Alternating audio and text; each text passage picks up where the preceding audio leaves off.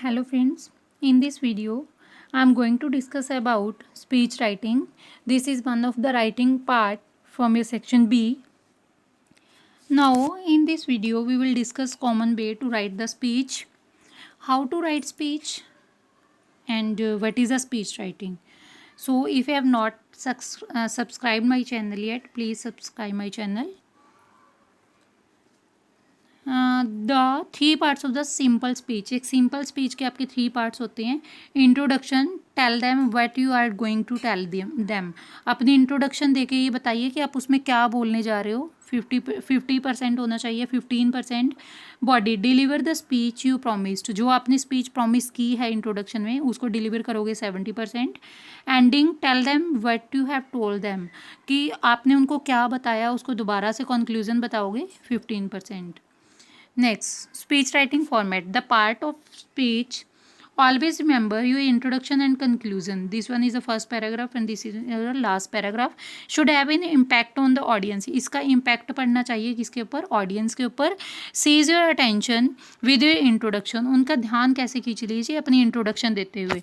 Amuse them or use a famous quote. उनको हैरान कर दीजिए कोई ऐसी quoting यूज़ करके. To make them sit up listen. कि वो बैठ जाएं आपको सुनने के लिए. ग्रीट द ऑडियंस, ऑडियंस को ग्रीट कीजिए. And remind them what they are here. और उनको याद करवाइए कि उन्होंने क्या सुना है अभी तक. In an exclamation, in an examination के अंदर नथिंग इज़ रिटन पर्पजलेसली. हम कुछ भी पर्पजलेसली नहीं राइट करते हैं. All the writing task have a purpose. सारे राइटिंग टास्क का कुछ ना कुछ पर्पज होता है. Before writing a speech, speech लिखने से पहले make sure you are writing to inform people. ये अपने आप को श्योर कर लो कि आप किसको इन्फॉर्म करना चाहते हो. पीपल्स को इन्फॉर्म करना चाहते हो. To persuade them, to convince them, to entertain them. आप उनको कन्विंस करना चाहते हो, उनको परस्यूट करना चाहते हो, उनको एंटरटेन करना चाहते हो. Clarity of the purpose will surely clarity in the choice of the style and vocabulary. तो आपका जो स्टाइल है और जो वोकैबुलरी है उसकी चॉइस पे डिपेंड करती है. In the writing section B 12 के पेपर में जो आपको रिपोर्ट स्पीच आती है, कितने मार्क्स की आती है? 10 मार्क्स की आती है. और इसकी वर्ड लिमिट कितनी रहती है? 150 to 200 वर्ड्स रहती है. और इसके पास आपको पहले जैसे मैंने बताया सभी में आपको जैसे चॉइस आती है. चॉइस किस किस में आती है? Debate, article, speech, report. 4 topic आते हैं आपको. 4 में से आपको कितने 4 टॉपिक में से आपको 2 आते हैं. 2 में से आपको कितना अटैम्प्ट करना होता है? 1. Talking about the marks, marks कैसे मिलते हैं इसके? अगर 10 मार्क्स की होती है तो CBSE के अकॉर्डिंग क्या इसकी मार्किंग स्कीम है वो डिस्कस करते हैं. फॉर्मेट है जो इसका ओपनिंग लाइन, जिसको हम कंक्लूजन ओपनिंग लाइन, उसका कितना मार्क्स मिलता है आपको? 1 मार्क्स. कंटेंट के हैं आपके 4 मार्क्स. एक्सप्रेशन के हैं आपके 5 मार्क्स, जिसमें आपकी क्या चेक होगी? Grammatical accuracy, appropriateness of words 2.5. Coherence and the relevance of the idea 2.5. Total आपका कितने बन जाते हैं? 10 marks. Next, in order to write a perfect speech. अगर आप परफेक्ट स्पीच लिखना चाहते हो, we must be well acquainted with the topic. पहले हम टॉपिक को समझिए. And must possess a wide range of vocabulary. जो भी आपको वोकैबुलरी आती है उस वोकैबुलरी को यूज़ कीजिए. A thorough knowledge of the subject. उस सब्जेक्ट के बारे में जितनी भी आपको नॉलेज है वो राइट कीजिए. सम रिसर्च, कुछ रिसर्च कीजिए. एक्सीलेंट ऑर्गेनाइजेशन स्किल जो आपके पास हैं उसको यूज़ कीजिए. Here's an idea format tips to help you to write a perfect speech. यहाँ पे आपके कुछ आइडियाज़ हैं जिससे आप परफेक्ट स्पीच लिख सकते हो. First is a heading. Heading should be a catchy in not more than 5 to 6 word. 5 to 6 word से आपका हेडिंग है जो ज़्यादा नहीं होना चाहिए. You can go to the creative as you want with this one. Just make sure you don't devote too much time on the exam. Exam में इसके ऊपर बहुत ज़्यादा टाइम मत लगाइए. 5 to 6 वर्ड में अपना एक हेडिंग निकाल लीजिए. Opening line, this include salutation, introduction of the topic. इसमें आप अपने टॉपिक की इंट्रोडक्शन देते हो. Make sure you don't mention the personal detail. इसमें आपने स्कूल नेम, अपना नेम कुछ भी ऐसा मेंशन नहीं करना है. एग्जाम्पल, जैसे हम लिखते हैं respected principal, teachers and my dear friends. जैसे हम ये राइट करते हैं टुडे आई, अपना नेम बताते हैं, गिवन द क्वेश्चन. और you could start with the quote related to the topic and then go with the salutation और introduction. For example we can say कि इसमें आपने क्या करना है, सिर्फ अपनी एक इंट्रोडक्शन देनी है। इस इंट्रोडक्शन को मैं आपको एंड पे समझाऊंगी कि फर्स्ट और लास्ट पैराग्राफ को हम कैसे सेम कर सकते हैं। Body of the report, it is the main part of your writing. ये आपके राइटिंग पार्ट का क्या है, मेन पीस है। It is always prescribed that you begin with a short introduction. इसमें आपकी एक शॉर्ट में इंट्रोडक्शन होती है ऑन द टॉपिक, टॉपिक के ऊपर। It is main to be precise, इसको आप शॉर्ट में भी राइट कर सकते हो। Then you need to explain the current situation, फिर आप क्या बताते हो, करंट सिचुएशन के बारे में बताते हो। The problem and what ever after any corrective action, उसमें क्या आप एक्शन ले सकते हो। बेटरमेंट इन द सिचुएशन, उस हालात को सुधारने के लिए। हैज़ बीन ऑब्जर्व्ड और नॉट, कि अब तक ऑब्जर्व किया है किसी ने, नहीं किया है। It may include advantage and disadvantage depending upon the topic in the question. इसके आपको फ़ायदे भी हैं, नुकसान भी हैं, ये डिपेंड करता है कि आपका क्वेश्चन में आपको क्या पूछा गया है। Now here it's important you follow a sequence, आपके लिए इंपॉर्टेंट क्या है, आप सीक्वेंस को फॉलो कीजिए। It is not possible that you have too many points, ये पॉसिबल नहीं है कि आपके पास बहुत ज़्यादा पॉइंट्स हों और वेरी फ्यू पॉइंट्स हों और बहुत कम पॉइंट्स हों। You may have a lot of varied points, आपके पास बहुत सारे पॉइंट्स होते हैं। It is better you choose a few best ones, आपके लिए बेटर है कि कुछ बेस्ट वन पॉइंट्स चूज़ की लीजिए। And right a line on each, जैसे कि आपको पिछली वीडियो में बताया, हर एक के ऊपर आप लाइन राइट करोगे।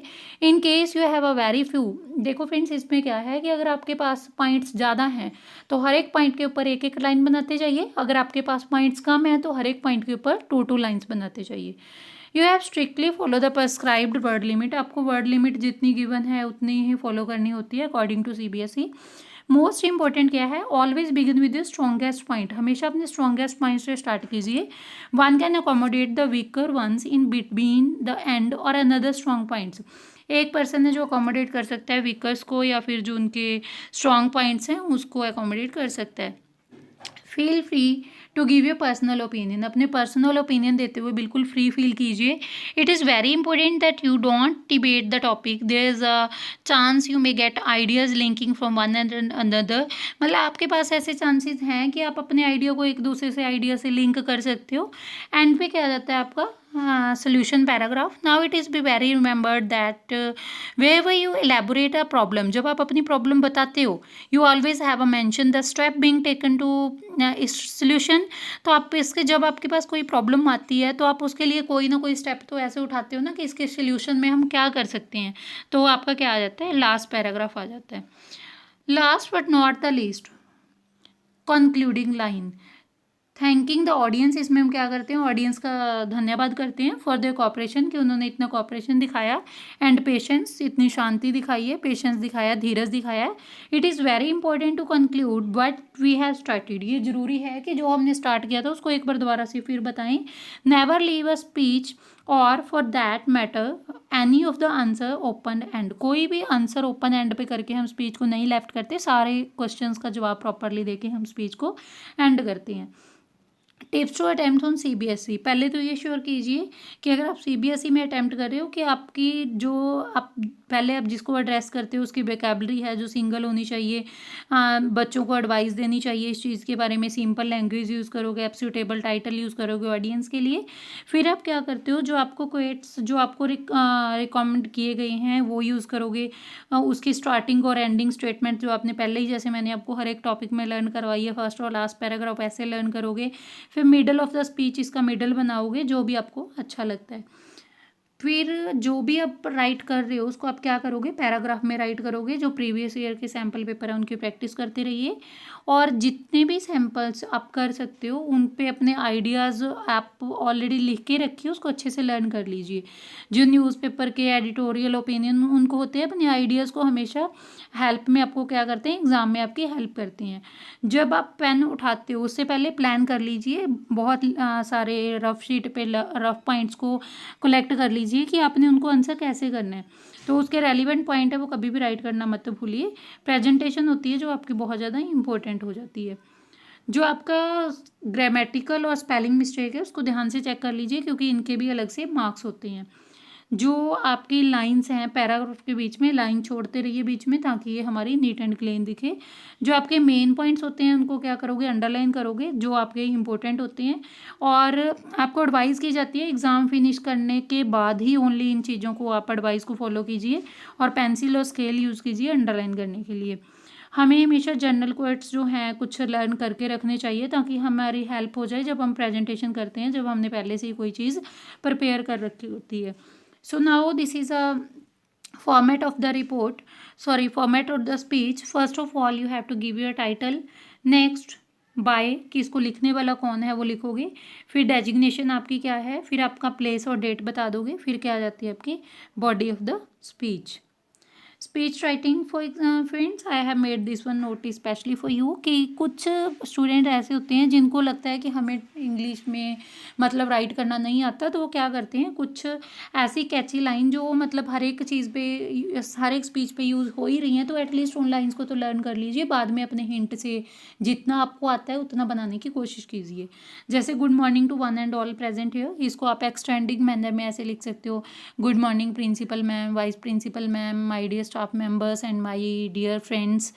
फिर ये थोड़ा और एक्सटेंड हो जाएगा आपका।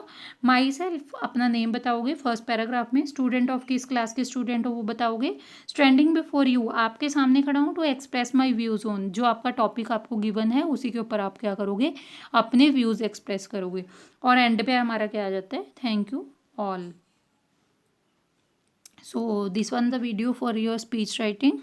If you have liked this video, press like button, and I always say you to subscribe so that you can support me to make more and more videos. Thank you all for watching.